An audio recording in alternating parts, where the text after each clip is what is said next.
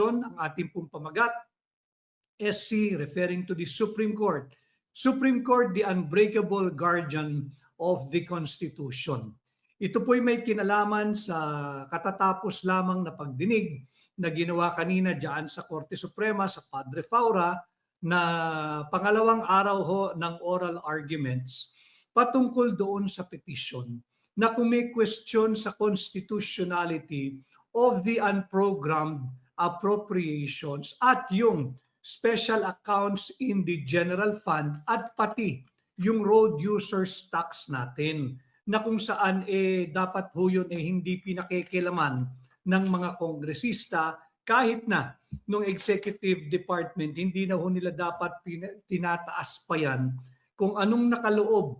Kanina laging binabanggit yung BESF, parte po yan ng buong budget process, yan po ang ating pag-uusapan. Ito po yung ating pamagat ngayong hapon, Supreme Court, the unbreakable guardian of the Constitution. Sapagkat marami hong nagtatanong, baka raw pwedeng magbigay ng update sa nangyari kanina dyan sa Korte Suprema yung oral arguments. Unang-una, nais ko pong kilalanin si Senior Associate Justice Marvic Leonen. Maisog, matapang, courageous. Kahit siya ay inaatake, lumalabas yung kung ano-anong media operation laban sa kanya ng isang nagngangalang Charlie Manalo na operator daw ng media. Kilala naman natin kung ano karakas niyan. Matapang pa rin ang naging pagtatanong ni Senior Associate Justice Marvic Leonen. Kanina po tatlong mahistrado lamang ang nakapagtanong. Si Senior Associate Justice Marvic Leonen, si Justice Benjamin Caguiwa, at si Justice yung pangatlo? Si Justice Ramon Paul Hernando. Justice Paul Hernando, matapang din. At nabanggit pa nga niya yung hindi lang basta bend the law, kundi bend the Constitution in the attempt of the Solicitor General to defend yung kanilang indefensible position pagdating sa unprogrammed appropriation. May nabanggit si Justice Ramon Hernando that is essentially yung flexible, being flexible is akin to or similar to bending. So it's not just bending the law. Kilala naman natin kung sino si Mr. Bend the Law Boy. Di ba? Si Bend the Law Boy. Ang sinasabi ni Justice Ramon Hernando, it's essentially bending the Constitution. Because for him, in his legal mind, in his legal eyes, walang puwang ang unprogrammed appropriation sa ating saligang batas. Pero bago yan, simulan po natin. Nagsimula pong nagtanong, ang una pong nagtanong ay si Senior Associate Justice Marvic Leonen. At napuna nga niya na yung 2024, sinimulan ho niya para ho magabayan din kayo. Ano ba itong usaping ito? Yung usapin po rito, yung unprogrammed appropriations. At saka, yung pagtaas ng special accounts in the general fund. At bukod dyan, yung special road fund na dapat ay nagmumula lamang doon sa Motor Vehicle Users Fund. Pinakilaman po ito ng co-equal branch na tinatawag nating Legislative Department. Dito po ngayon nakasentro yung ginagawang pagdinig. Una pong na-erase ni Senior Associate Justice Marvic Leonen na yung increase o pagtaas. Noong 2024 pa ho ito ng halos 450 billion pesos. 450 billion pesos ang itinaas nung unprogrammed appropriation nung ito ay dumaan sa BISCAM. Diba? Yung BISCAM, huwag niyong kalilimutan yan. 2024, kasali pa dyan sa BISCAM, sino? Si Saldico. Yung Saldico, siya chairman ng appropriation. Siyempre, kasali din dyan. Huwag ninyong kalilimutan si Stella Kimbo. Si Teacher Stella, nakakalimutan nyo na ba? yung teacher na mahilig sa milyong-milyong halaga ng bag pa lang ho yun. Milyong-milyong halaga ng relos. Diba? Si Teacher Stella Kimbo. Huwag niyong kalimutan yan, yung tandem ni Martin Romualdez, Zaldico, at Stella Kimbo. So na dito, na-highlight po ni Justice, Senior Associate Justice or SAJ, Marvic Leonen, na lumobo, bumukol ng halos 450 billion.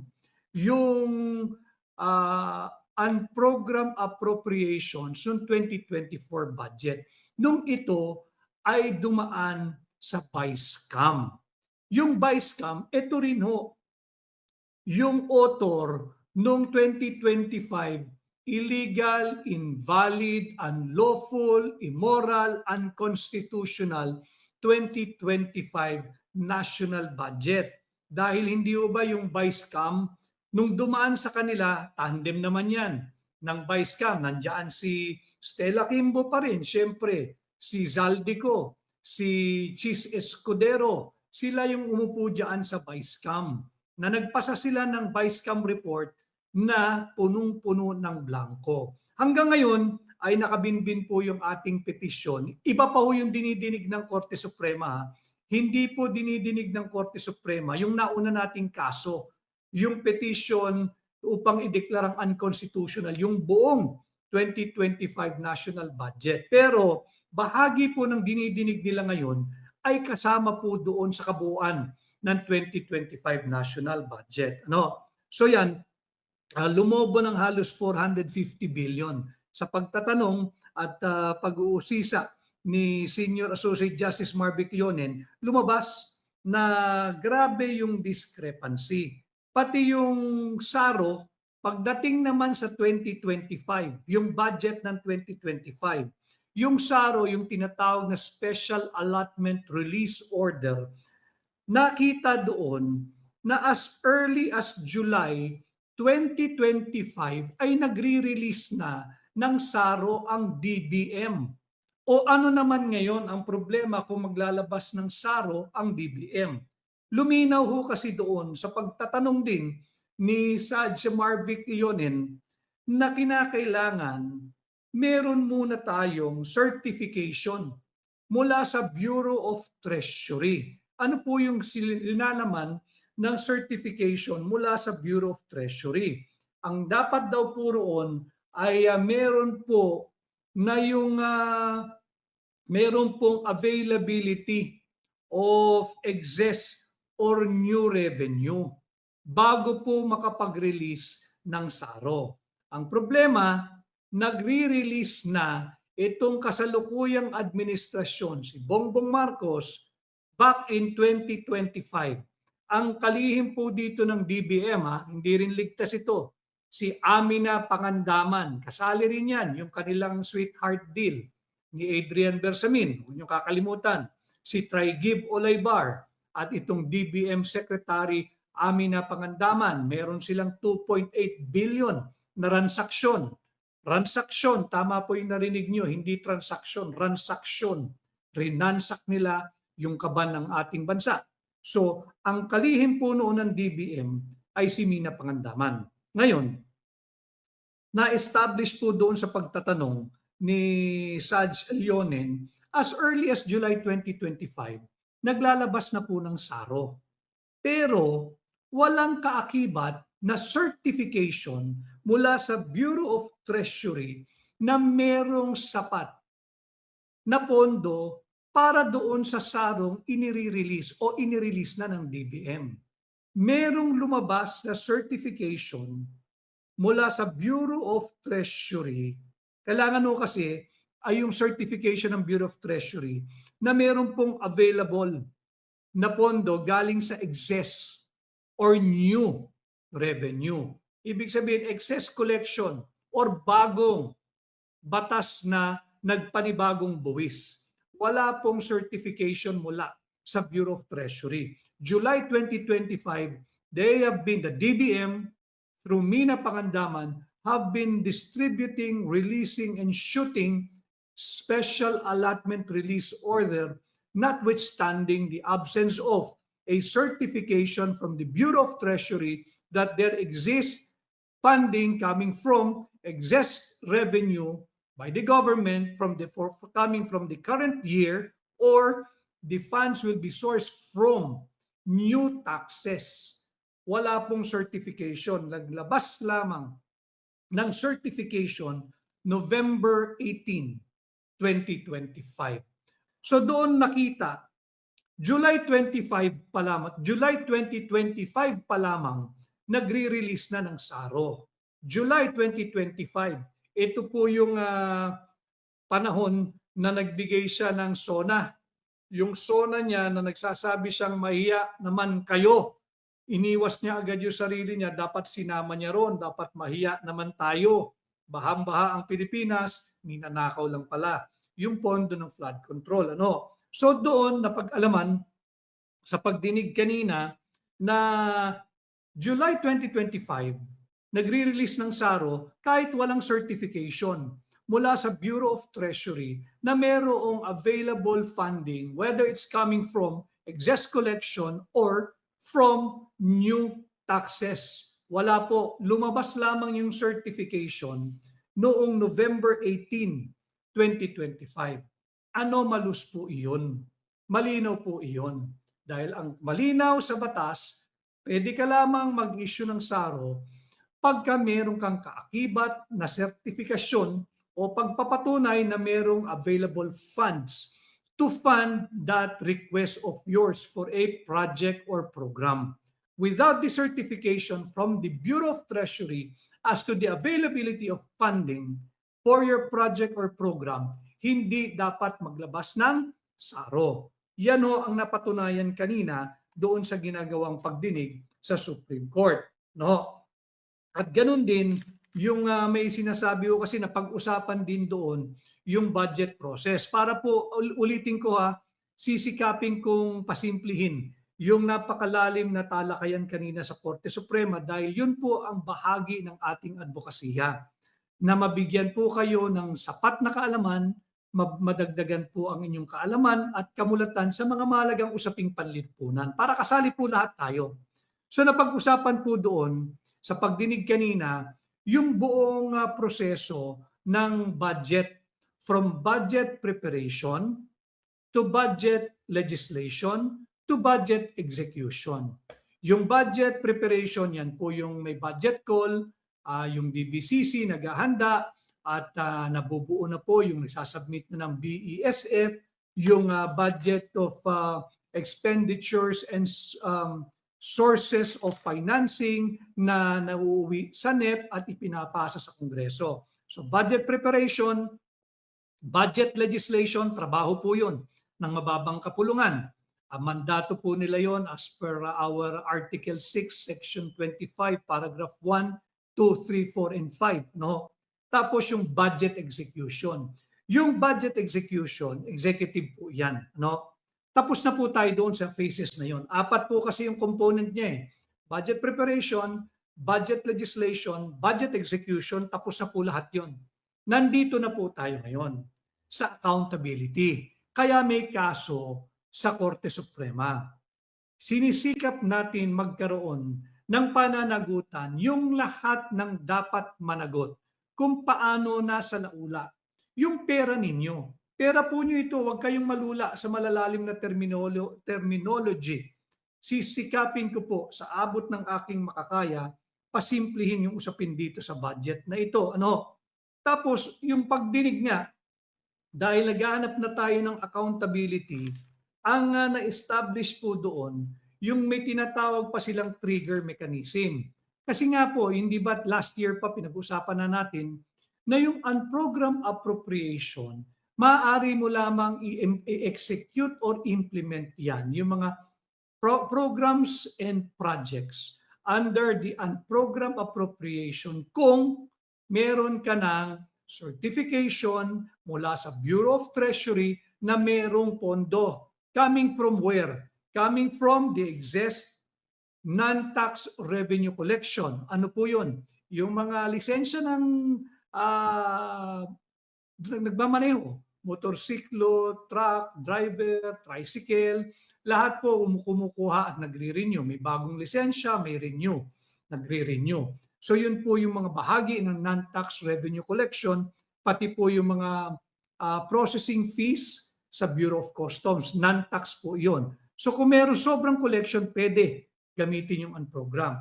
Pwede rin kung merong new revenue or tax measures na in-implement or meron tayong bagong pagkakautang, doon ho gagamitin yan. Subalit, yun po yung tinatawag na trigger mechanism. Ibig sabihin, maaari lamang magamit yung unprogrammed appropriations kung meron na.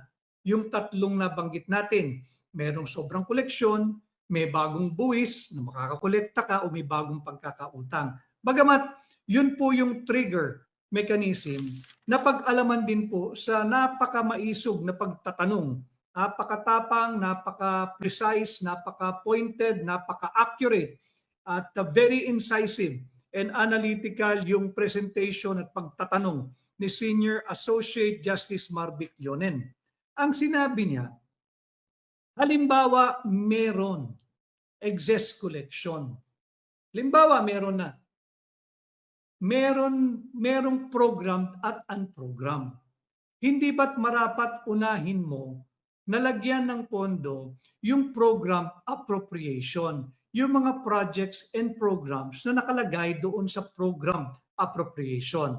Pag kayo malito home economics tayo, budgeting ng ni nanay pagdating sa bahay.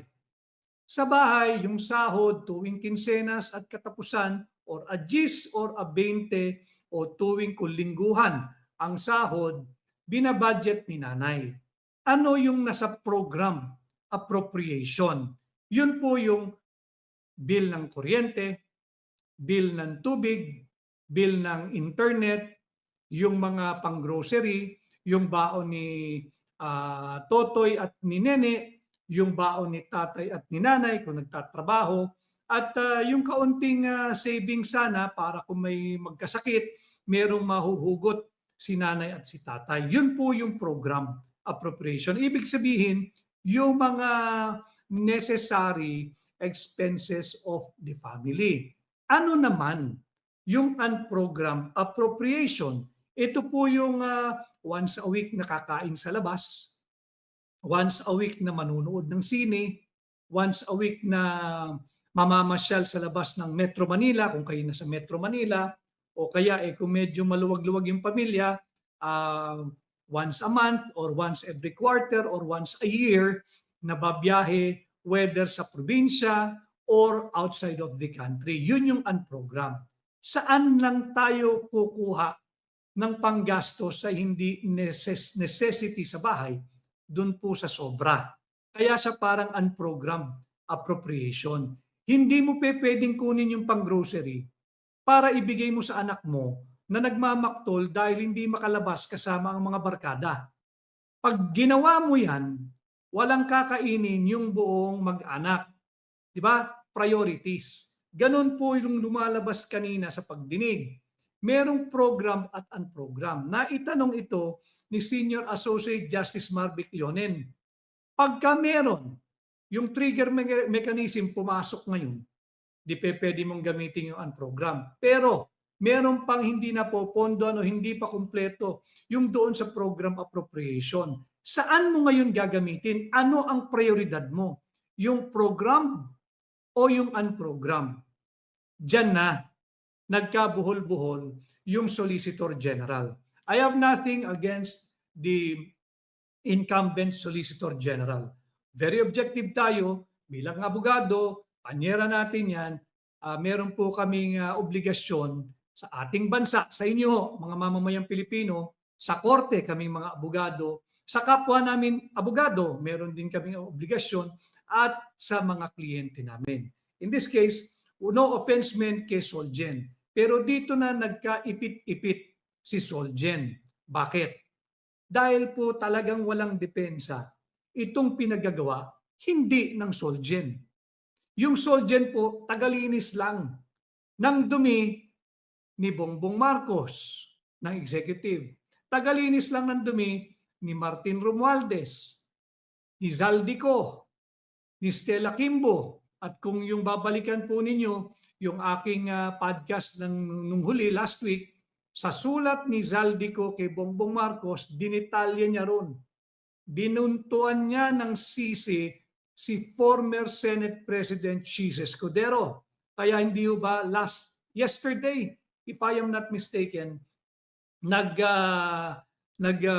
blind item na yung tagapagsalita ng ombudsman na isa daw former Senate President na utak ng plunder ang kanilang kakasuhan. Yun na ho yung dinitalye ni Zaldico. Yung 74 billion last year na dapat sanay sa PhilHealth para sa atin, pag nagkasakit tayo, ginawang zero ng Marcos Jr. administration. Pero doon sa liham ni Zaldico, diniin niya. Isang tao lang daw ang dahilan kung bakit nagkaroon ng zero funding ang PhilHealth last year. Yung 74 billion allocation for PhilHealth naging zero. Itlog, bokya, dahil daw kay Chis Escudero. So dinidiin niya si Chis. Whether that is true or not, problema nila yun. Magpaliwanag sila dahil nandito na ho tayo sa parte at proseso ng accountability. Paulit-ulit lumabas yung salitang yan mula po sa mga mahistrado ng Korte Suprema kanina nung pinag-uusapan nila yung kasong Araulio versus Aquino III, yung buong proseso ng budget process. Nandyan nga po, ulitin ko, yung budget preparation, budget legislation, budget execution, tapos na po lahat yan. Nandito na tayo sa pananagutan. Kinakailangan may managot. Dapat merong accountable. We are demanding full accountability. Kaya po ngayon may ginagawang pagdinig dyan. Sa pagtatanong, naipit ang Solgen dahil tinanong siya ni Senior Associate Justice Marvic Leonen yung pagdetermine kung kanino mapupunta yung excess collection o revenue. Hindi ba't yan kinakailangan ng pahintulot, approval ng Pangulo? Ni Bongbong Marcos, itinanggi ng Solgen. Wala daw kamay si Bongbong Marcos sa pag-aproba pagdating na sa budget execution. Ang itinuturo niya ay ang kalihim ng DBM. Si Amina Pangandaman at that time. Ang sabi kasi ni Senior Associate Justice Marvic Leonen, so doon po, tinanong ni Senior Associate Justice Marvic Leonen, so ang DBM, pwedeng pumili kung saan niya ilalagay yung excess collection? Dapat ba sa program appropriation o unprogram appropriation? Ang tugon ng Solgen, pwede. Ang tugon ng ASEC, I think ASEC siya, Assistant Secretary ng DBM, pwede. Ang sunod na tanong ni Senior Associate Justice Marvic Leonen, hindi ba't noong huling oral argument last week, sinabi mo, referring to the Solgen, na ang unprogram appropriation ay isang standby authority lamang. Hindi siya priority, hindi siya pangunahin. Unahin mo muna yung nasa program appropriation. Ano? Ulitin ko home economics tayo, home budgeting. Pag may sobrang pera, merong side hustle, si nanay at si tatay, kumita, dumiskarte, may sobra for the week. Saan mo gagamitin yun? Pang good time ni Totoy? Pang good time ni Neneng? O unahin natin yung mga nautangan na natin para mapagtagpi-tagpi natin yung pangangailangan natin sa bahay? Pambili ng grocery, pambigay sa baon ninyo, pamasahin ni nanay at tatay, pambayad ng kuryente, paulit-ulit. Hindi ba? Yan lang naman eh. Yung mga panggastos na yan, yung gastusin na yan, constant po yan